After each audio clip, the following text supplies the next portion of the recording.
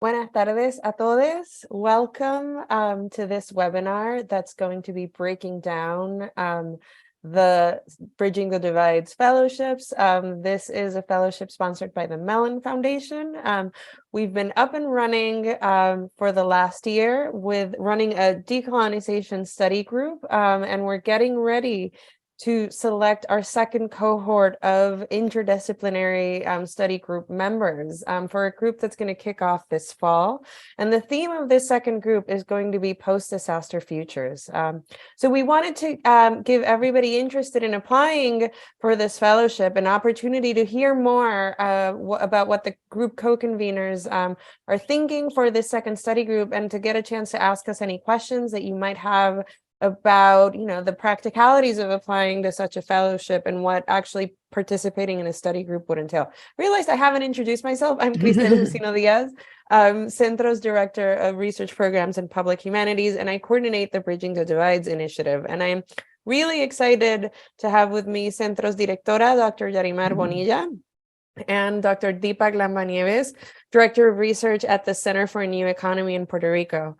Yarimar and Deepak are two co-conveners for this second group, and to make the most of our time, I'm just going to go right into it. And Yarimar and Deepak, can you tell us why pick post-disaster futures as the theme for our second study group? Thank you, Cristel. Well, this was what we had originally pitched to the Mellon Foundation when we decided to do two groups. But I have to say that when we launched the first one that was focused on decolonization, it only cemented the fact that the second group had to be post-disaster, because a lot of the applications that we received for that first group were already thinking about decolonization through the lens of the experiences of not just Hurricane Maria, but the multiple disasters that Puerto Rico has been living through, which includes earthquakes, droughts, economic crisis, which we can think of as an economic disaster as well, right? And I think that everything that has happened during that time, part of what we want to imagine is not just understanding those events, but imagining how through those events, Puerto Ricans have been creating a new future, right? And so, part of what, and I want to quote a little bit from our rationale, we say that for this group, rather than prepping for discrete calamities and promoting neoliberal models of resilience, we must ask ourselves how the sedimented and compounding disasters experienced by Puerto Ricans, which began long before Maria and unfortunately show no sign of abating, are leading to a reimagining of Puerto Rico's social and political economic future. Now, while some have suggested poetically that a post-hurricane world does not exist, and I'm referencing here specifically the recent exhibit at the Whitney that takes its title from the poetry of Raquel Salas Rivera. Even still, I would argue, and I do argue in the catalog to the exhibit, that there's really, even if there's no possibility of fully repairing the harm and no chance or desire of returning to what Puerto Rico once was, there is still a fervent desire for a more just and equitable post-disaster future. And that this is not just about repairing roofs and streetlights, but about attending to those deep inequities that left so many disproportionately vulnerable to begin with.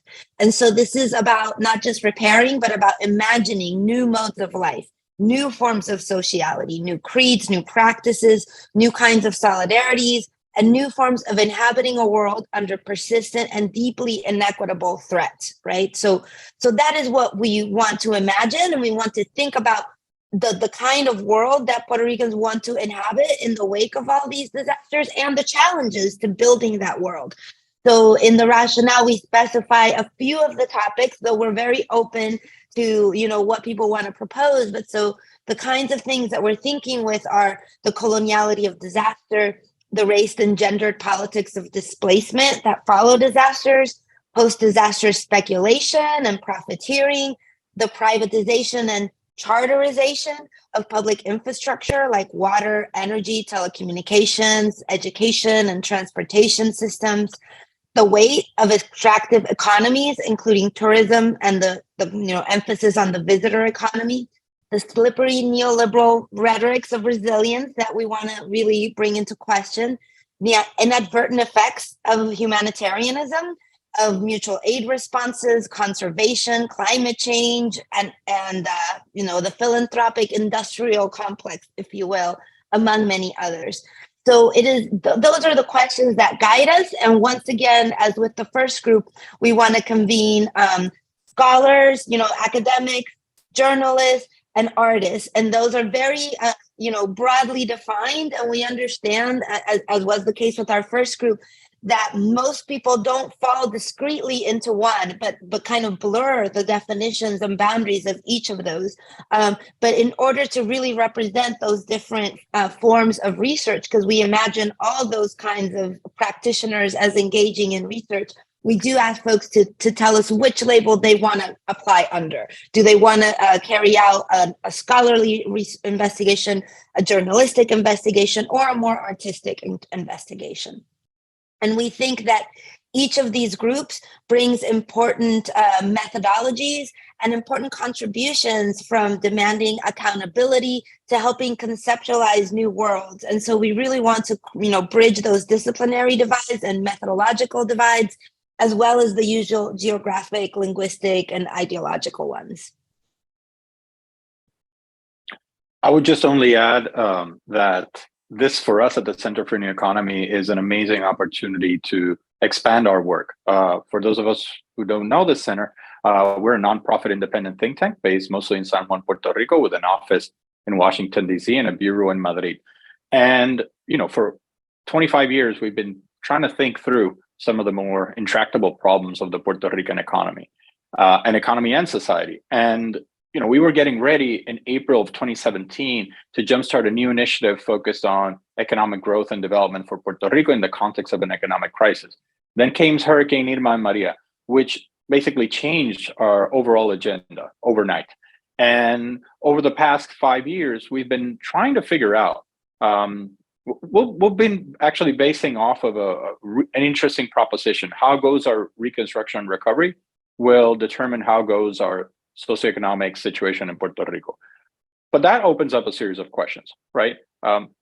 It's not just about accounting for all the federal funds that are being funneled into the Puerto Rican economy and the, counting projects, post-disaster projects.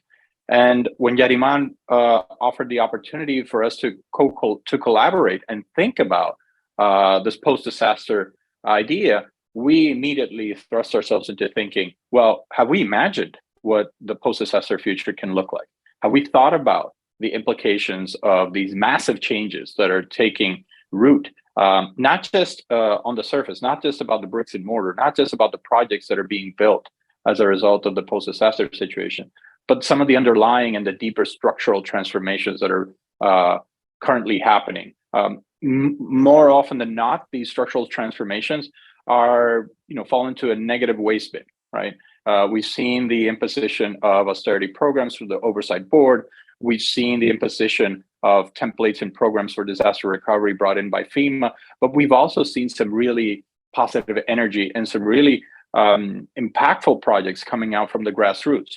And so we have to ask ourselves, what is going to happen in this post-disaster future? And can we sort of get a deeper understanding by engaging in conversation and in deep sort of analysis amongst different communities of scholars, of artists, and of journalists who have been not just living through, but actually thinking about the possibilities for the future. I'm also very excited because it opens up for us at the Center for New Economy and a window into engaging in a fruitful conversation with our diaspora in the United States. This is not something that we have done commonly at the Center for New Economy, but we're very much looking forward to it because I am, for example, a transnational migration scholar, and I believe that as Puerto Ricans, we keep feet in two worlds. And as a result, what has happened as a result of these cascading disasters is that these two worlds have, in many ways, begun very promising conversations and begun processes of empowerment that will probably lead to new and novel and, path-breaking ideas that we still don't know, but we're eager and urging this group of scholars, journalists, and artists to actually begin thinking through and having those conversations across borders. So again, it's a great pleasure for us to be collaborating with Centro, to be part of this initiative, and actually also opening up our own horizons in our research and our methodologies. Yeah, we're so excited to have you on board, Deepak. But I want to talk a little bit more to Darimar because she has already been participating, and so have I, in this study group for the last year. And I'd love to hear more about what your experience has been like, and if you can tell us a little bit, like what the structure of that first group has been, and what your thoughts are, especially going into the second group. Thank you.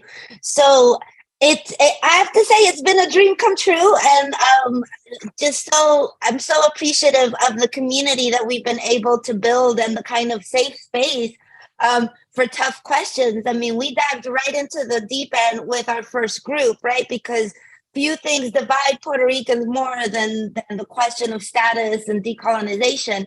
And so we knew that what we wanted was to move beyond the usual trincheras. I don't know how to use the battle positions. Trenches. Trenches. And so to kind of get people to come out of those trenches. And so we started with a retreat in New York where we welcomed the entire group, and we're gearing up for our second retreat in Puerto Rico coming up in April, because even though most of the work of the study group takes place on Zoom, we felt that to really be able to get into deep conversations in the Zoom, we had to be in person with each other first and get to know each other as three-dimensional and multi-dimensional humans, right? And have all of that compartir and creation of confianza that we need as Puerto Ricans to see each other, not just through our divisions, but through our common knowledge, through our common humanities, through everything that we share, right? And so we spent, was it 3 days in New York, Cristel, and we had presentations and we charted a common path of what we wanted to explore. So part of what it's important to emphasize that this is not a class or a seminar, it's a study group. So that means that we come together as a group and we decide, what do we want to research? What are the areas that we want to think through collectively? So if you have a chance of sitting with an economist, art historian, and a journalist and answer some questions and explore some readings together, what do you want those things to be? So we quickly took advantage of all of that and dove into some of the thorny issues and have been doing common readings and sharing those readings, while at the same time working, each study group member works individually on a project of their own that they want to do, but that will also benefit from that group interaction and feedback from the other members and from the collective study.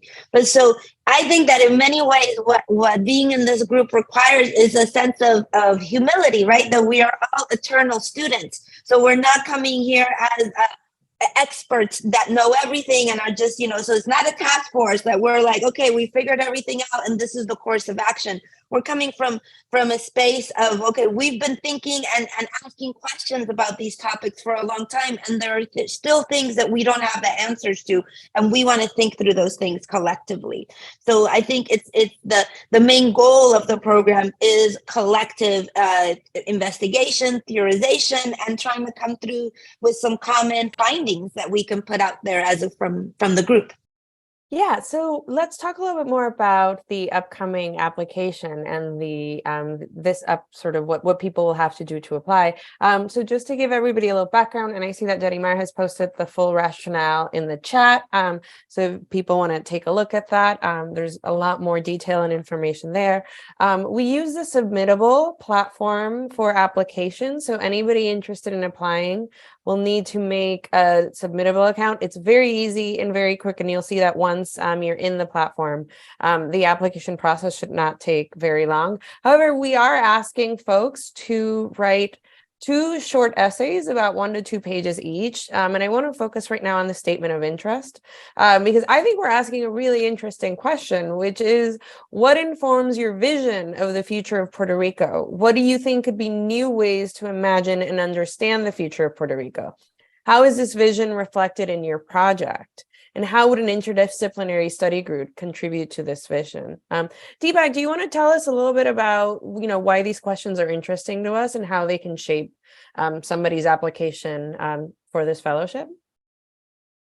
Well, I would say that they're interesting to us because we still don't have definite answers, and so they're very much open questions, which like Yarimar just said, we want to explore collectively.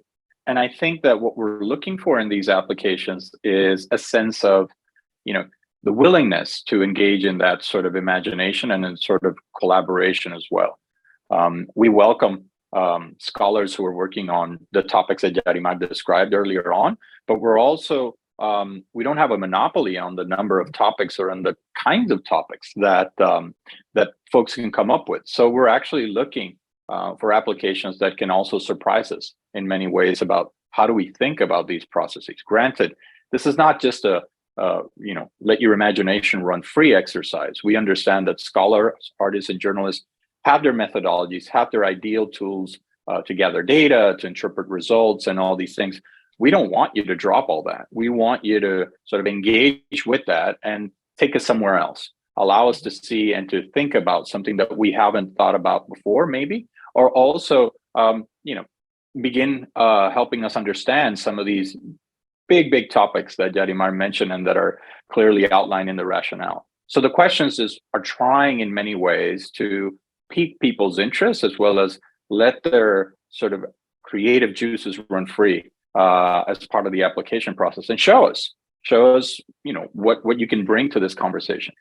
The second question goes into the project description. Yarimar mentioned that each member of the study group is working on their own project, right? And this is a really important part of what's evaluated. Is like we want to see how these scholars, journalists, artists are thinking about their projects, right? We want to see fully formed projects, but also projects that will grow and be nourished by the discussions of the group, right? And a question that's come up a lot in the past cycle was more about like the time commitments that are required of this. And while, again, everybody's working on their own project, the main time commitment is going to be to the meetings of the study group. And we expect that as you meet with the group, you will also be dedicating a significant amount of time to working on that project that you've proposed, right? Which, these projects run the gamut from book proposals for the academics, journal articles, long form journalism pieces, multimedia arts projects, doing preliminary research for a future exhibition. So all of these projects have been incorporated into the study group, and we've seen so far just how these projects have grown and changed throughout since the group started meeting, right? So sort of think about that when you're working on your project description. While there is an initial internal review of these applications, we also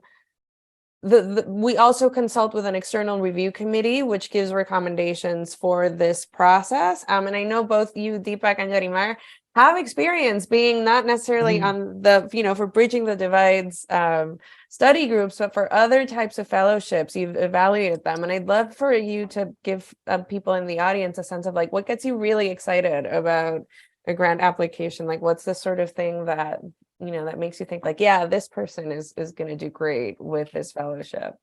Well, I think from my end, part of what I'm looking for is creative thinkers. So folks who are not just solid in their field, but who would be a good interlocutor for people in other fields. So kind of openness and interest in interdisciplinary conversations, in alternative methods, and an openness to also in Spanish we would say que no tienen la verdad agarra por el mango, right? So not this idea of people who don't think they already know everything, or that their methodology is the perfect one and the only one to address these questions, but rather folks who come with it with a sense of curiosity about how other folks are approaching things and what other methodologies yield, and who are interested in growing their own, practices and traditions by being in conversations with folks from other perspectives and disciplines. Deepak, what about you? Well, I've been pleasantly surprised and actually amazed at what's happened in the first study group. I've been able to observe the first study group a little bit from afar, but also from within. I've been invited to some of the activities. And what has surprised me the most is the willingness of the participants to engage in these kinds of conversations, like to see scholars and artists conversing about possible projects together. They are going to take on their own projects, and they probably have a very robust academic and artistic agenda, but they are also willing to actually sit down and talk through some ideas, and in the hopes that some collaboration will come about. And this to me is the most exciting part. And it's that exactly what Yarimar mentioned, which is the openness and the willingness to collaborate, to think through some ideas, to understand that, yeah, you don't have a monopoly on the truth regarding this topic or on the possibilities regarding this topic specifically. And so that's something that really gets me excited, is folks who are openly willing to say, this is how much I don't know about this, and I'm looking forward to engaging with artists and journalists, because I think that their perspectives are going to inform my project in X, Y, and Z ways. So those are the kinds of applications that I think carry a lot of weight, because they totally understand what we're trying to do here. We're trying to come together. We're not trying to give people money so that they can go off on their own and figure their stuff on their own. No, we want to build a community of folks who are trying to think through some of these major topics together. And not knowing and actually expressing what you don't know is actually sometimes more powerful than saying, I know all these things, right? So I'm also looking for, or we're looking for, applications that actually help us think through stuff that we all don't know about or that we literally haven't thought about. So those are the kinds of things that I like to see in some of the applications. Great. Thank you so much, Deepak. So I'm going to start opening it up to questions from the audience. We already have one in the Q&A box. If anybody has questions, please put them in the Q&A box. It's a little bit easier to access them than in the chat, but if you have put them in the chat, we'll try and look for them as well. But we have a question from Myra. Says, Yarimar said it's up to the applicant to decide what category they want to apply under. However, the project I want to present is artistic in nature while incorporating my anthropological training. Are projects like this welcome? Yeah, absolutely. Like we said, we want projects that, blur different categories. Really, the only reason why we've created different categories is because we wanted to support freelance artists and journalists who don't have institutional support. And so we wanted to be able to offer them a little bit more financial support, assuming that they're going to have to maybe give up on a gig or something to be able to participate in this. Whereas scholars with an institutional affiliation in the current group, for example, have been able to use the funds to just buy out some of their courses and free up their time that way. And we also want to make sure that we just get a different variety of methodologies. But we are not narrow in our definitions of these categories. And we certainly don't want people to feel like they have to be boxed in. We know that it's an exercise in choosing a category, but that many folks will identify in their heart with more than one. Great. And Myra's second question is that the first cohort included folks who were advancing existing projects. Will the second cohort include folks who haven't started projects, but have a project they want to see to fruition? I think here the question, which is something that came up in our first group too, we are not concerned with people's pedigrees or CVs in the traditional sense. But we are interested in people's trayectorias, right? Like their expertise. And so if it's someone who has never done a project at all, it makes it hard for us to be able to evaluate their ability to carry it out. So their application needs to speak to that, right? So so it doesn't have to be a project that has already begun. If it's a project that can be, that can really benefit from a year of collective study, and the person has already proven that there's someone who is thoughtful on these issues and engaged with these issues and not just trying to shoehorn into a competition for a topic that they've never really worked on. I hope that's enough of an explanation, but in any case, I think that it's up to the applicant to make their case in their application, speaking to what will be their contributions, what is the contributions that they will make to the group, what will make them a great interlocutor for that group. Deepak, what do you think? I totally agree. I lost power suddenly, so talk about post-disaster futures. But at the same time, I think that, yes, I think what one of the things that has surprised me the most is actually from the first group is seeing scholars who are willing to carry out projects that take them completely out of their comfort zone. So we have one in particular that's looking at certain projects and monuments that have a colonial history. And that to me is a sort of one of these emblematic projects that I think really capture the essence of the Bridging the Divides group, right? It's folks willing to use their, scholarly methodologies and tactics and to actually take them outside of the comfort zone and bring them back again into a conversation that can be appealing to scholars, but also to artists, as well as to public policy conversations as well. So I think that's the we hope that the projects can lead to. Yeah. And I should say that the participant that Deepak is mentioning, he's a graduate student, and someone had asked in the chat if graduate students could apply. And so we do not distinguish between graduate students and non-graduate students. If you identify as a scholar, an artist, or a journalist is what we're interested in. Yeah, this is a great segue. There's another question about examples of projects proposed and approved in the first cohort. I'm actually dropping in the chat the bios for all the current fellows, but there is, as Deepak and Yarimar just mentioned, there's the Memoria de Colonial project, which is being done, in the sort of groups identifier, right? He's a scholar, but really he's developed this decolonial tour of Old San Juan that's geared towards an educational audience at first, and he's sort of building on that audience. And it's a really, really fascinating project that's been so exciting to see it grow as he learns from artists and as he learns from journalists and from folks in other disciplines as well. There is a really wide variety of projects. We have, Monica Jimenez, for example, who's just about to publish her first book, right? And is using this time to put those finishing touches on that first book.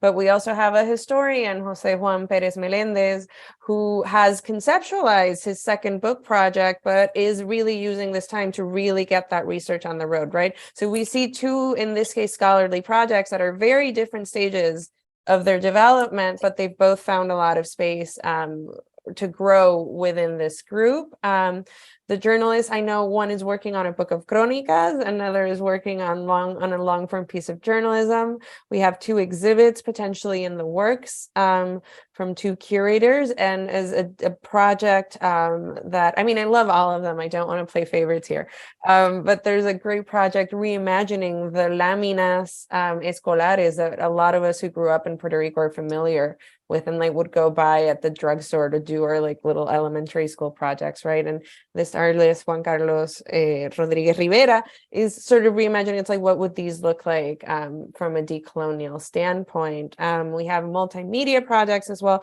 So there really is just a very large variety of projects, and I don't think anything would necessarily. We're open to considering many different types of projects, so we'd love to hear from all of you. Another question from Edgardo is, our application will be reviewed and considered, but what you're suggesting is that we may be paired or pair ourselves with others once we meet during the retreats and the meetings. Would we re-envision our idea or proposal? So the idea is that the project will grow, right? Will grow, will change, will evolve, will morph, will insert, verb here, and that's part of what is expected. So it's we imagine people to have something they want to work on, but to be wanting to work collectively on that. And Cristel, can you speak about there's work plans that people submit and those can be adjusted along the way? Yeah, so at the beginning of the year, we ask each fellow for a work plan for the year, just to sort of, we're working with really experienced co-conveners that are coming from different research areas, right? And I think working with them is a really big asset. And I think also in my own experience as a researcher, it always helps to talk out how I'm going to carry out this research or these projects with other people, because it's good to have somebody else say, it's just this sounds really great, but maybe you're being a little too ambitious,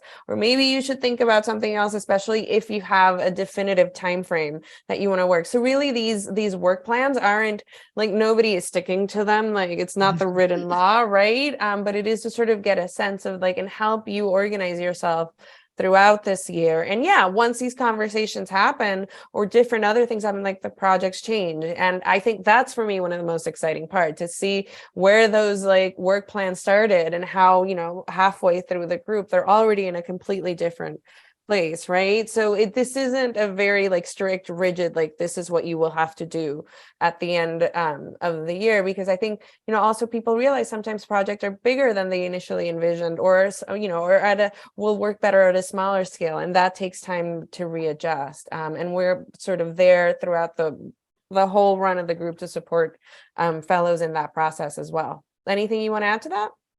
Great. We have a question from Malembe Dumont. Is there any limitation for non-Puerto Ricans to apply for this fellowship? I work collaboratively with communities in San Juan, and I'm on my way to connect with others. My research speaks to post-disaster decoloniality in conversation with health justice.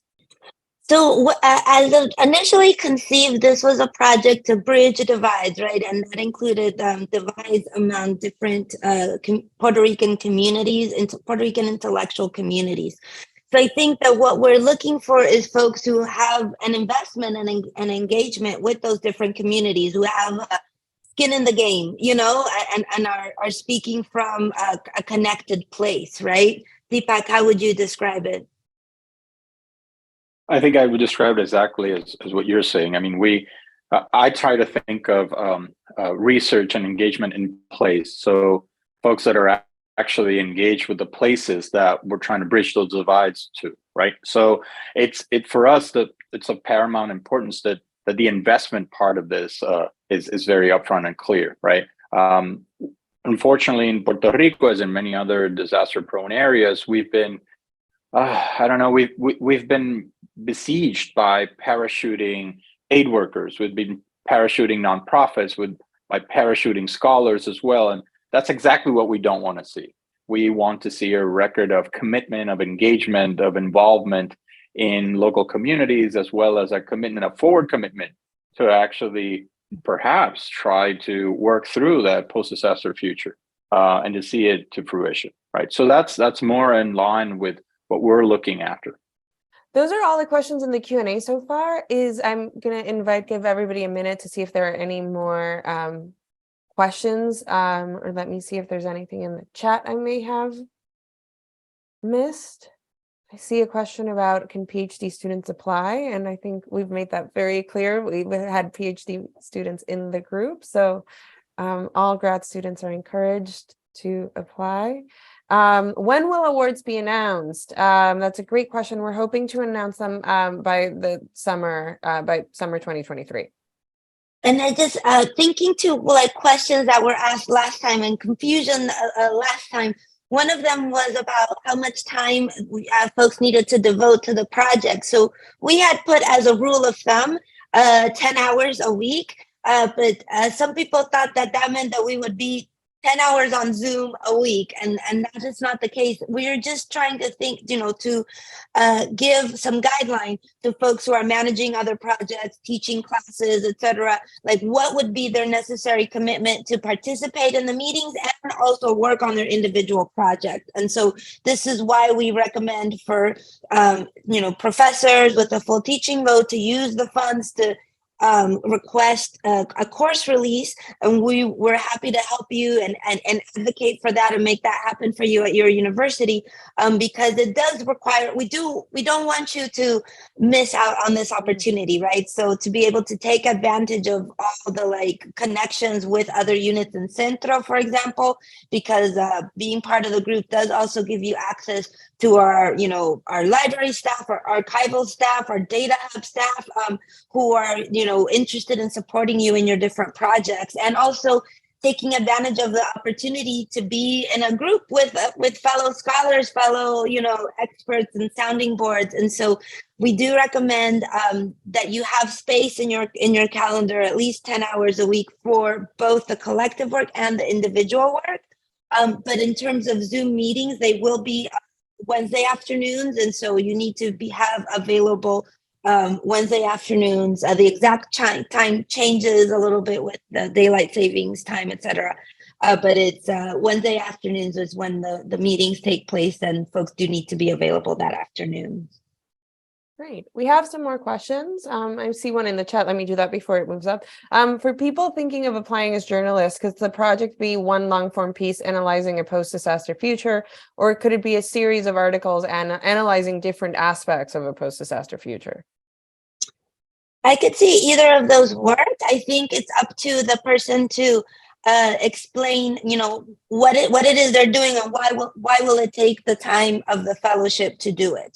So and I think everyone who is evaluating understands that there are, sometimes it can take a year to write an essay, depending on the type of essay and the research it requires, etc.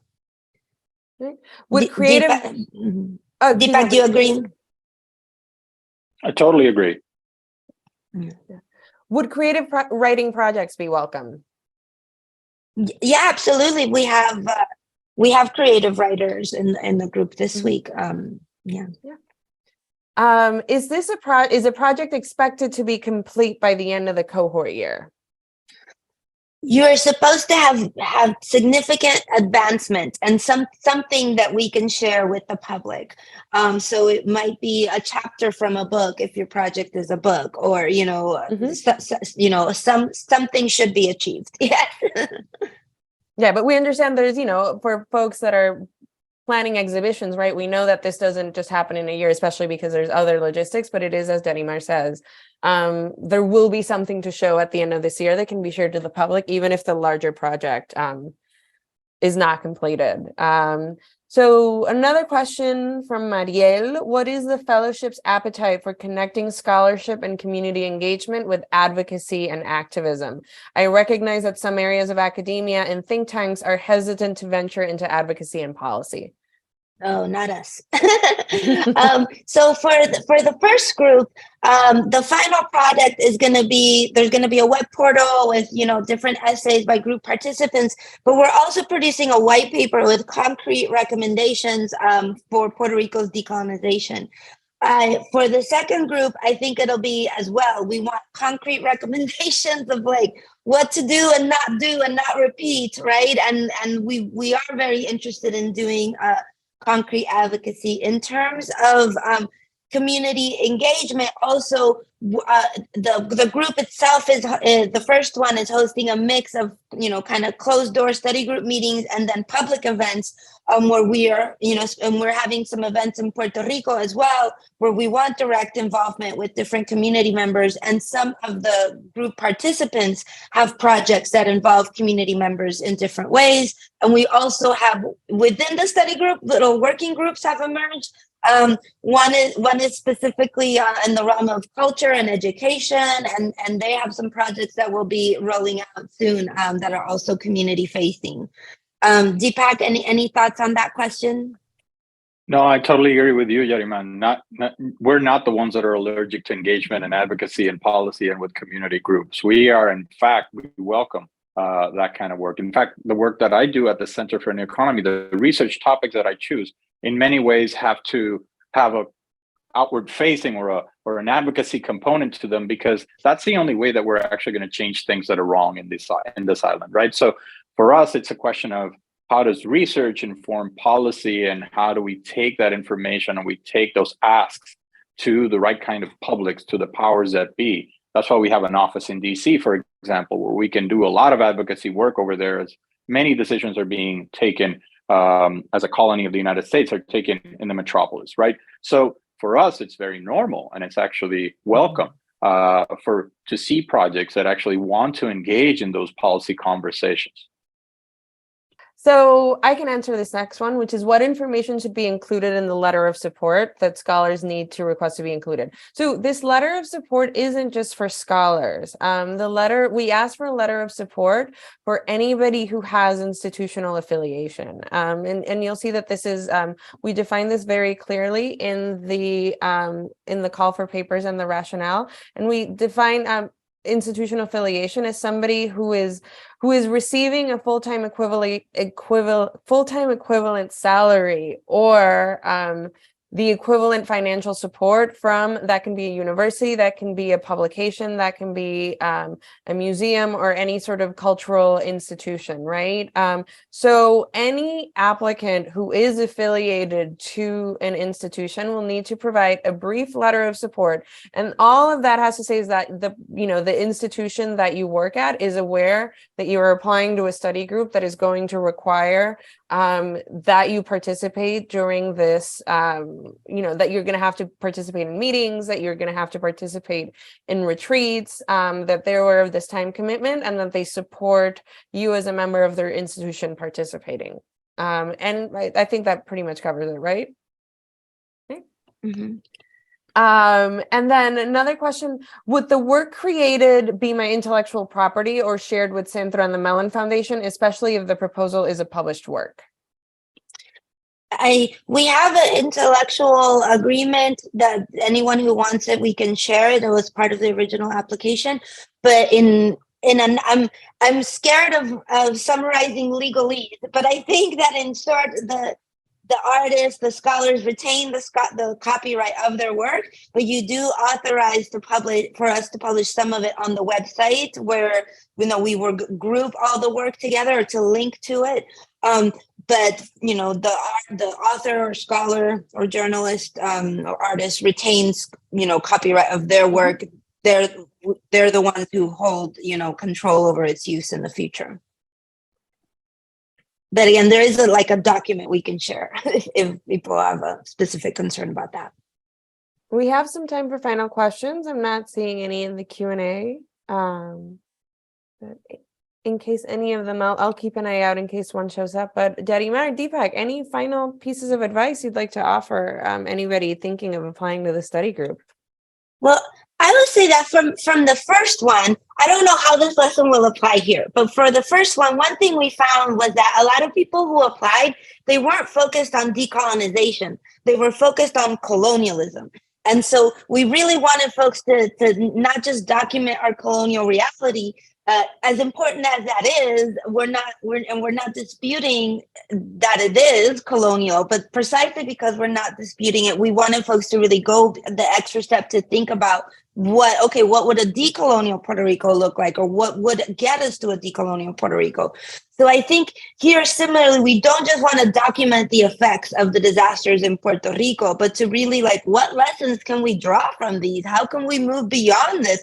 What do we want to change? And I think we're really looking for concepts. I always talk about conceptual pathways, visions for the future, alternative projections, anything like that, so to move beyond documentation of what we know has been an unprecedented disaster and a violation of our human rights and all these things, right? But how do we move beyond that documentation? What do you think, Deepak? What are you looking for? I agree with you. I mean, one of the things that we've discussed as an internal group when we were thinking about the rationale is that ideally, we don't want projects that are just a pure technocratic accounting of how much FEMA money has been spent, about how many houses were destroyed, about all these different numbers that can, easily come up. And this numbers industry around a post-disaster reconstruction. What we want is imaginative ideas around how do we think through some of these, critical projects? How do we think through and reimagine, for example, our energy futures? How do we think about our existing housing crisis in imaginative and new ways that we can use these tools and maybe use some of these funding and this energy that's around the post-disaster reconstruction, but to really transform structures and systems that are keeping us from exercising the full potential of our beautiful society, right? So those are the kinds of projects that we're actually looking forward to reading about and engaging with over the period of time that we'll be working together. Yeah. And we're also really interested in speculative futures and body futurism and how can we imagine an alternative world, and it doesn't have to be fully this is the solution, this is how we arrive at this perfect sustainable and unpolluted and undisaster ridden world. We understand there will be dark tones, but I think that what we want to avoid is what some describe as disaster porn, which to me, like they said, like with pornography, it's hard to define, but you know it when you see it. And so this kind of insistence on not the full spectrum of our humanity. So to me, any conversation about Maria, for example, has to have some level of humor, has to talk about that cousin who went, wild and like went out in the middle of the storm, like we weren't these perfect victims, right? Because we're not victims, but we're also not these perfect resisting subjects either, So that's, projects that engage with that full dimension of our humanity, rather than just being a denunciation with no kind of experimentation of how things could be otherwise. Great. ¿Verdad, Deepak? ¿Verdad, Deepak? Totalmente, estoy totalmente de acuerdo. Great. So yeah, we're gonna have a lot of fun too. It's that's another thing. It's been such a good experience. And I should say also, like I think we're also looking for people who want to think through comparative cases. So people who want to think about Puerto Rico in a way that can help us connect Puerto Rico to other parts of the world, everything from New Orleans to Sri Lanka to, everywhere, right? Because a lot of these questions, the Puerto Rican experience is very particular, but we also have to connect it to the larger questions that can be learned about climate change, resilience, disaster capitalism. Like a lot of these are not specific to Puerto Rico, but we think that Puerto Rico has a lot of lessons to offer the world in these questions. Yeah, we have a couple of more questions come in. One of them says, global cross-cultural analysis is welcome then, and I think the answer is very welcome. And then also, is it possible to submit two types of projects, like journalism and a creative fiction project? So you can only submit one project, and under one category, which I know it's like that's part of the exercise and it's difficult, but it is like the platform will not let one person submit more than one application. So I would just sit with yourself and think really hard about exactly what sort of project you think would be a better fit for this study group, but it would only be one. I will say we do have someone, Monica Jimenez, she's doing both a scholarly book and some pieces of poetry. So it could be that it's a multifaceted project that has it. So, but it has to be something that can be done within the year of the fellowship program. Yeah. Or at least significant progress. Sorry, go ahead, Deepak. Just going just a little bit back to the global cross-cultural analysis, I think absolutely yes. I think a lot of the conversations that we've been having, for example, over time is Puerto Rico look more like what happened in post-disaster New Orleans than what happened in post-disaster New York after Sandy. Puerto Rico being part of being a Caribbean island, does it look more like what's happening in Antigua and Barbados and some of the other islands in the Caribbean regarding our colonial past as well as our post-colonial or decolonial futures, right? And so I think that mix of different geographies, but also different historical traditions will only allow us to become better informed, and also try to see as well some of the new insights and new ideas that can come out of Puerto Rico when we think outside the box and think outside the U.S.-Puerto Rico relationship, right? So we welcome that, definitely. Great. So I don't see any more questions. I want to let everybody know this has been recorded and it's going to go up on our website very soon, in case you want to revisit it, in case some doubts come up. We also have an email, which I'm going to drop in the chat, so that if any additional questions that you might have, if they come up, we are more than happy to answer them. And we're really looking forward to seeing everybody's applications. Let me get that email. Here we go. It's mellonpr@hunter.cuny.edu. And also spread the word. If you have other collaborators who you think would be a really good fit for the study group, please let them know. And we're really excited, and we'll be reading your applications about a month from now, exactly, actually. So thank you so much for joining us today, and have a great rest of your day. Bye, everybody. Thank you all. Gracias.